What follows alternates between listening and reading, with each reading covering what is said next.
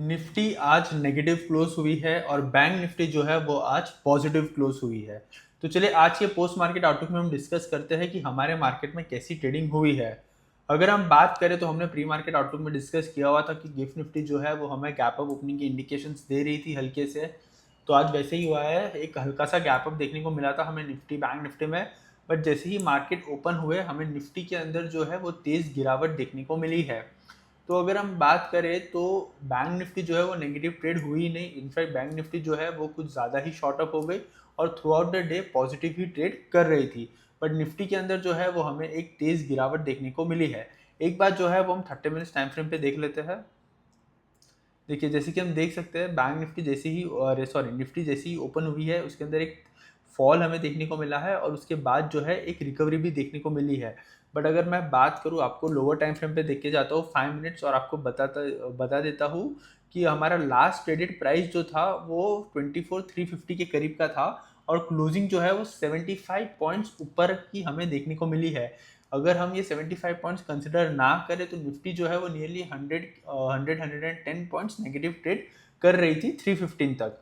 और closing price की वजह से हमें जो है एक अच्छी क्लोजिंग देखने को मिली है आज हमारे मार्केट में।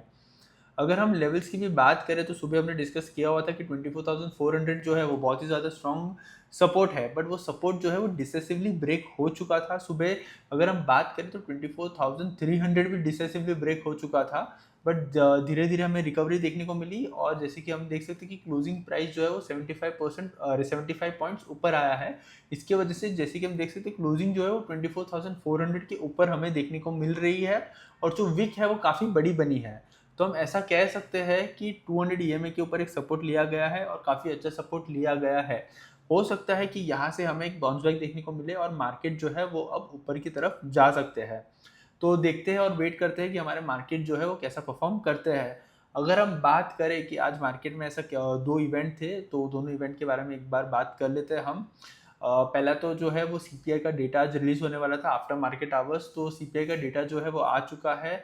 तो वो आया है 4.45%। तो आपको तो पता ही है आरबीआई की रेंज है 2 to 6%। बट ये सेकेंड कॉन्जिक्यूटिव मंथ है कि 4 के ऊपर जो है वो हमें सीपीआई का डेटा देखने को मिला है। ये कुछ खास अच्छी बात नहीं है, जुलाई के नंबर्स अच्छे नहीं है। जून की बात करें तो जून में 4.38% था। तो 4.3% से अगर हम मंथ ऑन मंथ देखें तो ऑब्वियसली इंक्रीज हुआ है। बट जो एस्टिमेट था वो एस्टिमेट था कि 4.50 आएगा, बट एस्टिमेशन से जो है वो नंबर सीपीआई के कम आए हैं। इन्फ्लेशन के हम कह सकते हैं, but month on month basis पे तो इन्फ्लेशन इंक्रीज हुआ ही हुआ है।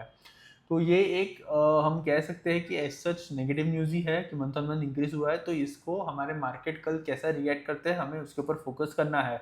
अगर हम बात करें तो अमेरिका का भी इन्फ्लेशन का डेटा आज ही आने वाला है और मेरे हिसाब से अभी शाम को ही आने वाला था इंडियन टाइम पे। तो देखते हैं, अभी तक तो आया नहीं है। अगर वो आएगा तो कल हम हमारे प्री मार्केट आउटलुक में भी डिस्कस कर लेंगे कि अमेरिका का क्या सीपीआई का डेटा हमें देखने को मिलता है।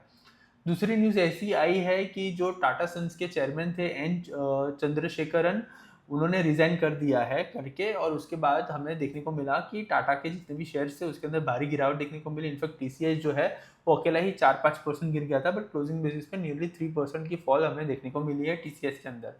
बट एक चीज़ यहाँ पे ध्यान रखनी है कि उन्होंने रिजाइन नहीं किया है। मतलब सब लोग न्यूज़ में ऐसे ही बोल रहे हैं कि रेजिग्नेशन कर दिया है, रिजाइन कर दिया है। बट उन्होंने ऐसा कहा है कि उनका ऑलरेडी सेकेंड टर्म चालू है और उन्होंने बोला है कि मुझे थर्ड टर्म नहीं चाहिए। और उन्होंने ये कहा है कि जो मेरा पीरियड चालू है अभी एज ए चेयरमैन मैं उसे कंप्लीट करूँगा और उसके बाद ही छोड़ने वाला हूँ। तो ये जो टर्म है उनका वो मेरे हिसाब से 2027 फेब तक चलने वाला है और उसके बाद जो है वो नहीं रहेंगे चेयरमैन। उन्होंने इमीडिएट रेजिग्नेशन नहीं दिया है। तो मार्केट में बहुत लोगों को कन्फ्यूजन हो रही है कि उन्होंने इमीडिएट रिज़ाइन कर दिया है। तो वैसा नहीं है, उन्होंने इमीडिएट रिज़ाइन नहीं किया है। वो अपना टर्म जो है सेकेंड टर्म उसको कंप्लीट करेंगे और थर्ड टर्म जो है वो एक्सेप्ट नहीं करने वाले हैं। तो वो ऐसी न्यूज़ है पूरी। तो प्लीज़ कोई कन्फ्यूजन मत रखना। तो इसकी वजह से हमें आज टाटा के अंदर बहुत गिरावट देखने को मिली है उनके शेयर्स में। और टीसीएस की वजह से आज जो अगर हम बात करें तो जो निफ्टी आईटी सेक्टर है उसके अंदर वो आज का वर्स्ट परफॉर्मिंग सेक्टर बन चुका है। तो चलिए ये तो हो गई न्यूज़ की भी बात, निफ्टी भी डिस्कस कर ली है हमने। एक बार जो है वो हम बैंक निफ्टी भी डिस्कस कर लेते हैं। बैंक निफ्टी जो था वो आज ऑलमोस्ट बहुत ही ज़्यादा बुल मोड में था। 57,000 का हमने तो सपोर्ट की बात की थी। 57,500 जो था वहाँ पे कल हमने क्लोजिंग देखी थी और 58,000 जो थे वो बहुत ही ज़्यादा स्ट्रॉन्ग रेसिस्टेंस थे। बट अगर हम बात करें लेवल्स की तो 57,900 के करीब की क्लोजिंग देखने को मिली है हमें। तो हमारे जो रेसिस्टेंस थे वो अभी तक के लिए ब्रेक नहीं हुए हैं। बट हम एक बार 30 मिनट्स टाइम फ्रेम पे देखते हैं तो जैसे कि हम देख सकते हैं एक अप मूव हमें देखने को मिला था सुबह ही, और उसके बाद एक हल्का सा गिरावट देखने को मिला और उसके बाद फिर से जो थी बैंक निफ्टी शॉर्ट अप हो गई। अगर हम बात करें इसको आपको और लोअर टाइम फ्रेम पे जाके दिखा देता हूँ 5 मिनट्स में कि आज जो इसकी भी क्लोजिंग आई है बैंक निफ्टी की वो 115 पॉइंट्स ऊपर आई है अपने लास्ट ट्रेडेड प्राइस से। तो क्लोजिंग प्राइस जो है वो 115 पॉइंट्स ऊपर हमें देखने को मिली है। तो उसके वजह से जो बैंक निफ्टी 300 पॉइंट्स प्लस चल रही थी वो 400 के ऊपर आज हमें क्लोजिंग देखने को मिल रही है। तो देखते हैं कि कल जो है वो हमारे मार्केट में कैसी ट्रेडिंग होती है, क्योंकि उसके वजह से निफ्टी में भी हमने देखा था 70 पॉइंट्स का 75 पॉइंट्स का गैप अप था, बैंक निफ्टी के अंदर भी 100 प्लस पॉइंट्स का गैप अप है। तो देखते हैं कि कल हमारे मार्केट जो है वो कैसा परफॉर्म करते हैं। तो चलिए एक बार जो है वो हम ब्रेंट क्रूड देख लेते हैं। देखिए अगर ब्रेंट क्रूड की बात करें तो ब्रेंट क्रूड जो है वो $89 के करीब ही ट्रेड कर रहा है। उसके अंदर हमें एज सच कोई गिरावट देखने को नहीं मिली है। जब तक ब्रेंट क्रूड के अंदर गिरावट नहीं देखने को मिलेगी तब तक हमें हमारे मार्केट में एक अच्छा सा अपमूव का ट्रेंड देखने को नहीं मिलेगा जल्दी से। तो देखते हैं कि हमारे मार्केट जो है वो कैसा परफॉर्म करते हैं। एक बार जो है वो हम USD INR भी देख लेते हैं।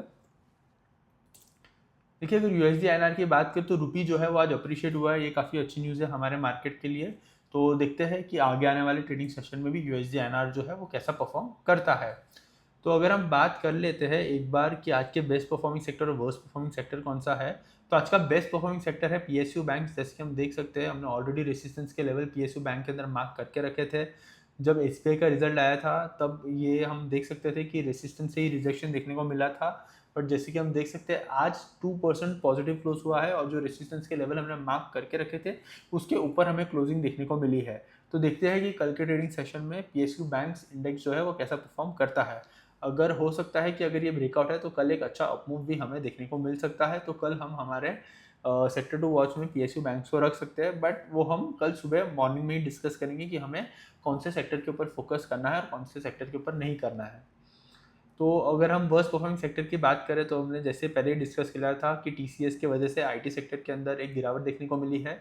रेसिस्टेंस जो है वो 200 EMA के पास ही है और वहाँ से ही रिजेक्शन फेस कर रहा है IT सेक्टर। तो देखते हैं कि IT सेक्टर के अंदर हमें गिरावट देखने को मिलती है या IT सेक्टर जो है वो एक ब्रेकआउट देता है हमें आगे आने वाले ट्रेडिंग सेशन में। अगर हम चलिए अभी जो है वो हम एक बार FIDI का डेटा देख लेते हैं। देखिए अगर डेटा की बात करें तो डेटा जो है वो अभी तक रिलीज तो नहीं हुआ है। तो कल हम हमारे प्री मार्केट आउटलुक में डिस्कस कर लेंगे कि हमें क्या डेटा देखने को मिलता है। तो चलिए आज का जो हमारा पोस्ट मार्केट आउटलुक है उसे हम समराइज़ कर लेते हैं और समराइज़ करते हुए तो यही कहेंगे कि आज जो निफ्टी तो नेगेटिव एंड हुई है और बैंक निफ्टी जो है वो पॉजिटिव एंड हुई है। सेक्टर्स की भी अगर हम बात करें तो बहुत सारे सेक्टर्स मतलब 50-50 ही है। कुछ सेक्टर्स जो है वो पॉजिटिव में क्लोज हुए हैं और कुछ सेक्टर्स जो है वो नेगेटिव में क्लोज हुए हैं।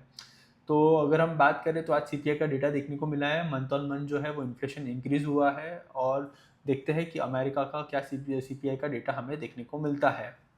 अगर मैं बात करूं अमेरिकन मार्केट्स की तो अमेरिकन मार्केट्स के जो फ्यूचर्स है वो पॉजिटिव ट्रेड कर रहे हैं। तो हो सकता है कि आज हमें जो है एक गैप अप देखने को मिल सकता है अमेरिकन मार्केट्स में। तो देखते हैं कि गैप अप ओपनिंग के बाद अमेरिकन मार्केट जो है वो कैसा परफॉर्म करते हैं। तो चलिए यही थी हमारी पोस्ट मार्केट की एनालिसिस। अगर आपको ये वीडियो अच्छा लगा है तो please like share and subscribe and thank you for watching.